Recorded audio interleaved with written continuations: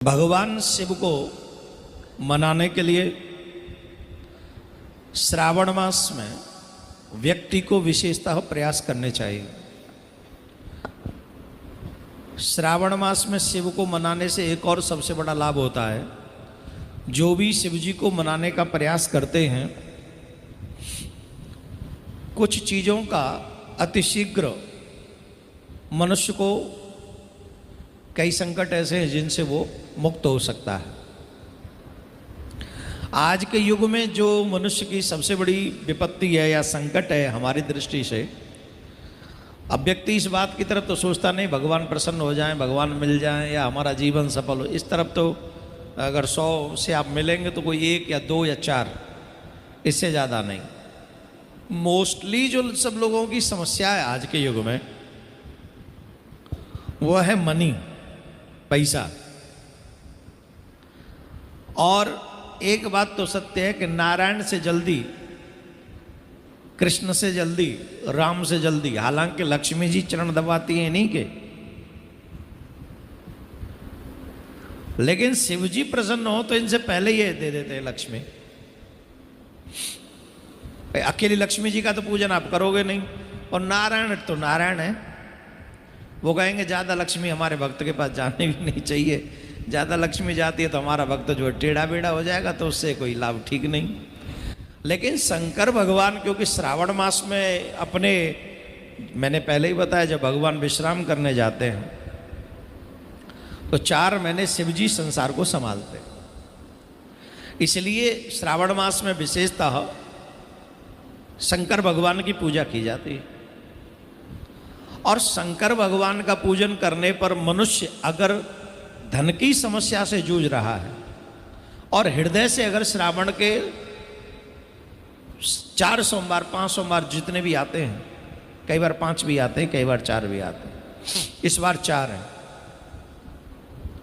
तो चारों सोमवार अगर शिव जी की पूजा मन से करे, कुछ अधिक उसको चढ़ाना नहीं। एक तो ध्यान रखे कि सोमवार के दिन सफेद वस्त्र पहनकर शिव जी की सेवा करें, पूजा करें। आसमानी भी पहन सकते हैं, सफेद भी पहन सकते हैं, और भी 2-3 कलर हैं, शिव कथा में मैं आपको बताता रहूंगा। आसमानी कलर पहन सकते हैं ऐसा बताए, लेकिन मोस्टली सफेद, क्योंकि वो सफेद वस्त्र ही धारण करते हैं शंकर भगवान। सफेद वस्त्र पहनकर शिव जी का अभिषेक करें। ध्यान देने योग्य बात यह है कि बेलपत्र उनको प्रिय है, और बेलपत्र सोमवार को हम तोड़ नहीं सकते, इसलिए रविवार को ही, जैसे कल, हमको बेलपत्र ले लेने चाहिए, जितने भी आप चढ़ाना चाहें। बेलपत्र लेकर रविवार को शाम को, दोपहर को, वो सुबह चढ़ाए जा सकते हैं सोमवार में। बेलपत्र अधिक चढ़ाना चाहिए, जरूर चढ़ाना चाहिए, अवश्य चढ़ाना चाहिए। बेलपत्र हमारे 3 जन्मों के पापों को नष्ट करता है। स्पर्श मात्र से हमारे पाप नष्ट हो जाते हैं बेलपत्र से। अच्छा, ये 3 पत्तों वाला बेलपत्र है, राइट? इसको कहते हैं बेलपत्र, 3 है इसमें। और शंकर भगवान त्रिनेत्रधारी है।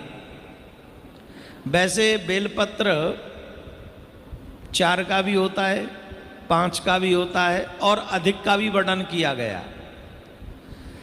जितने अधिक वाले बेलपत्र आप चढ़ाओगे उतना ही ज्यादा पुण्य है इसका। अभी तो हमें 3 वाले ही मिल रहे हैं, तो 3 वाले ही चढ़ा रहे हैं, लेकिन जितने अधिक वाले मिल जाएं उतने चढ़ा दो, उतना ही ज्यादा पुण्य है। 3 नेत्रधारी, त्रिनेत्रधारी महादेव पर जब हम बेलपत्र चढ़ाते हैं तो जैसे ही बेलपत्र चढ़ाने के लिए हम यूं करते हैं शिव जी पे, बेलपत्र का स्पर्श होते हमारे 3 जन्मों के पाप नष्ट हो जाते। पिछले 3 जन्म में आपने जो पाप किए होंगे वो नष्ट हो जाएंगे। और आप श्रावण भर अगर हम और आप, जैसे आज भगवान की कृपा से अभी तक तो कोई ब्रेक लगी नहीं, आज 16वां दिन है, 16 दिन से अगर हम बेलपत्र चढ़ा रहे हैं तो 3-3 दिन लगाना, 3-3 जन्म, कितने जन्म निकल गए होंगे? कितने? 40 गए। 48 जन्म के पाप नष्ट हो गए हमारे। अब तो जो हम अभी फिलहाल में कर रहे हैं वही चल रहे होंगे। और हम ये 41 दिन करेंगे तो 41 दिन का 3 गुना करो, 123। 123 जन्म के पाप नष्ट हो जाएंगे 41 दिन कॉन्टिन्यूस भगवान शिव पर बेलपत्र चढ़ाने से। कौन ऐसा दुनिया में जो आपसे गारंटी ले ले कि आपके 123 जन्मों के पाप नष्ट हो गए? और धिक्कार है ऐसे कलयुग के मनुष्य को। इतना सरल क्या लगता है बेलपत्र चढ़ाने? मुझे बताओ तो सही, क्या लगता है?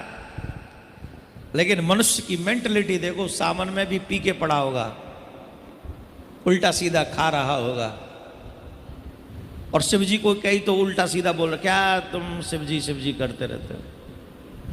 यहां से जाने के बाद पाप न करो, के बाद पाप न करो तो तुम्हारा गुरु होने के नाते ये लिख के दे सकता हूं कि तुम यमराज के यहां नहीं जाओगे। तुम्हारा गुरु होने के नाते ये अधिकार है कि मैं लिख के दे दूं, आप यहां से जाके पाप मत करना, बस मेरी गारंटी।